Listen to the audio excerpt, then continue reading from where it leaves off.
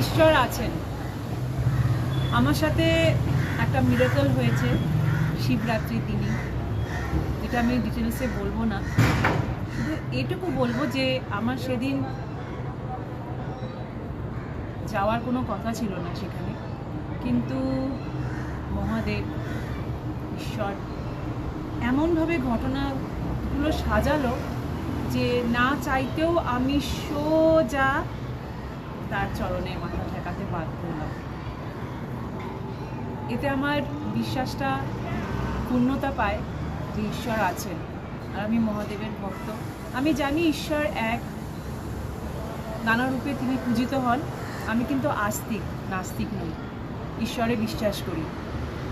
তো শিবরাত্রির দিনের ঘটনার পর আমি আবারও বলবো, ঈশ্বর আছেন, ভরসা রাখো ঈশ্বরের ওপর।